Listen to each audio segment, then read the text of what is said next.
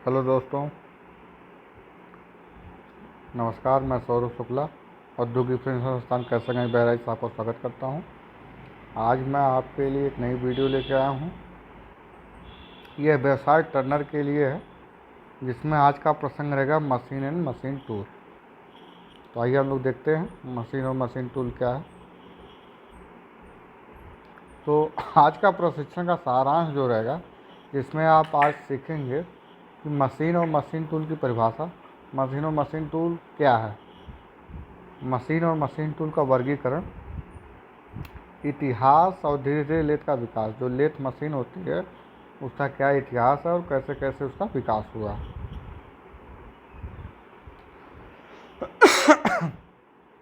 तो मशीन क्या होती है? तो जैसा कि हम लोग जानते हैं कि मशीन जो होती है एक मैकेनिकल डिवाइस होती है, एक यांत्रिक संरचना होती है जो आपकी इच्छित कार्रवाई करने के लिए बलों को लागू करके करने और आंदोलन को नियंत्रित करने के लिए शक्ति का उपयोग करती है।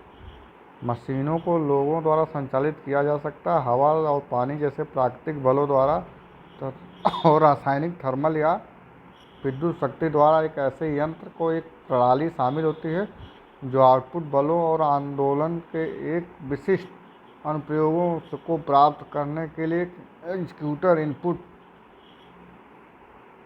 को आकार देती है।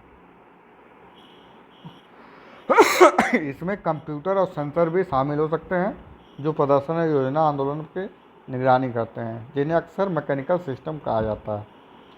तो मशीन के लिए हम लोग सिंपल ये बोल सकते हैं कि मशीन एक ऐसी डिवाइस है जिसके द्वारा हम किसी काम को आसानी से कर सकते हैं। उसमें बहुत सारे ऐसे पार्ट्स होते हैं जो एक दूसरे के सपोर्ट करते हुए, जो प्राकृतिक बल होते हैं या रासायनिक, थर्मल या विद्युत शक्ति के द्वारा उसका उपयोग करते हुए एक ऐसी प्रणाली हम लोग बनाते हैं जो हमें मिनिमम इनपुट पे मैक्सिमम आउटपुट दे, हमारे काम को आसानी से कर दे।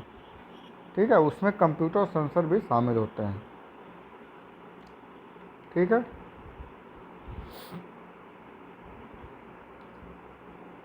देखिए मशीन बनी हुई है। जैसे एक देखिए यहाँ पे एक इंजन रखा हुआ है, तो इंजन एक क्या है? मशीन है, जो मशीन काम को आसान कर देती है।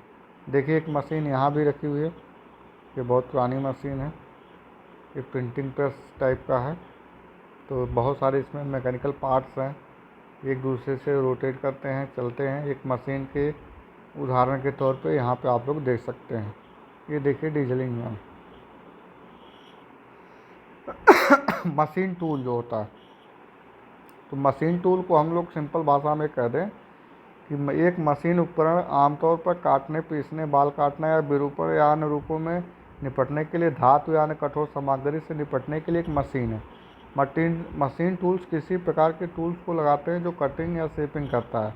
सभी मशीन टूल्स में वर्कपीस को कसने के कुछ साधन होते हैं और मशीन के भागों में एक निर्देशित गति प्रदान करते हैं। इस प्रकार वर्कपीस और कटिंग टूल, जिसे टूल पैड कहा जाता है, के बीच सापेक्ष गति के एक मशीन द्वारा पूरी तरह से ऑफ हैंड या फ्री हैंड होने के बजाय कम से कम कुछ हद तक नियंत्रित या बाधित किया जा सकता है। एक बिजली चालित धातु काटने की मशीन जो काटने के उपकरण या और नौकरी के बीच आवश्यक सापेक्ष गति के प्रबंधन में सहायता करता है, जो जॉब सामग्री के आकार को आकार में बदलता है।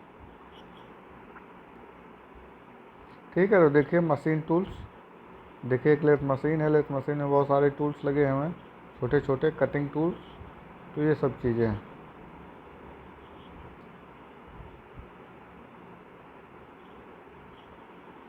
जनरल पर्पज मशीन टूल्स, तो क्लासिफिकेशन ऑफ मशीन्स, जो मशीन टूल्स हैं, तो basis of machine tools which are commonly used in the general purpose are, जैसे जो मशीन टूल्स हमारी हैं, लेथ है, ड्रिलिंग मशीन्स है, शेपिंग मशीन्स हैं, प्लेनिंग मशीन्स है, स्लॉटिंग मशीन्स है, मिलिंग मशीन्स है, बोरिंग मशीन्स है, होबिंग मशीन्स है, गियर शेपिंग मशीन्स है, ब्रोचिंग मशीन्स है और ग्राइंडिंग मशीन्स है।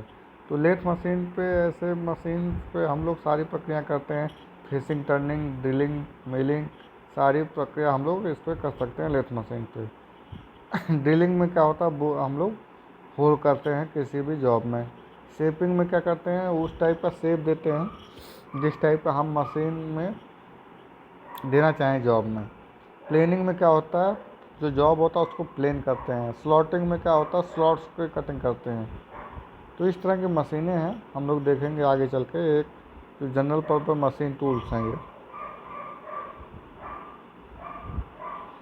अब आता है लेथ का इतिहास। तो देखिए लेथ मशीन जो है एक सारी मशीनों की जननी कहा जाता है। ये बहुत पुरानी मशीन है।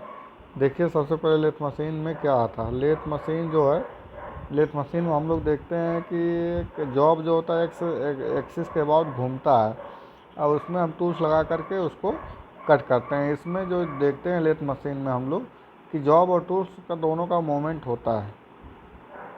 तो खराद एक प्राचीन उपकरण है। खराद का प्राचीनतम साक्ष्य जो इसका प्रूफ था 1300 ईसा पूर्व के आसपास प्राचीन मिस्र में मिलता है। 13वीं या 14वीं शताब्दी में ईसा पूर्व में माइकेनियन ग्रीक साइट पर इसको अस्तित्व के रूप में 10 प्रमाण भी मौजूद हैं। तो देखिए लेथ मशीन जो है सिलाई मशीन की तरह है। पहले लोग पैर से चलाते थे, घुमाते थे। आजकल की जो लेथ मशीन्स है उसमें हम लोग मोटराइज है, मोटर के द्वारा स्पिंडल को घुमाते हैं। लेकिन पहले लोग क्या होता था, स्पिंडल को हाथ से घुमाते थे या पैर के द्वारा घुमाते थे, जैसे सिलाई मशीन को घुमाते हैं।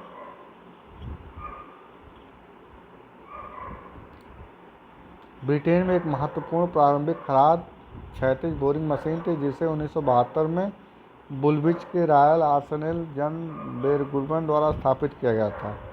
यह 18वीं शताब्दी के उत्तरार्ध में अमेरिकी क्रांतिकारी युद्ध सफलता के साथ उपयोग में जाने वाली बहुत अधिक सटीक और मजबूत तोप के उत्पादन के लिए घोड़ा चलित और मानित थी। एक मशीन की प्रमुख विशेषता यह भी थी कि उपकरण के विपरीत वर्कपीस मोड़ रहा था, जिससे यह तकनीकी रूप से खराद बन गया। हेनरी मॉडले, जिन्होंने बाद में खराद के कई सुधार किए, 1783 से रॉयल आर्सेनल ने काम किया। तो ये है लेथ मशीन का इतिहास। ठीक है।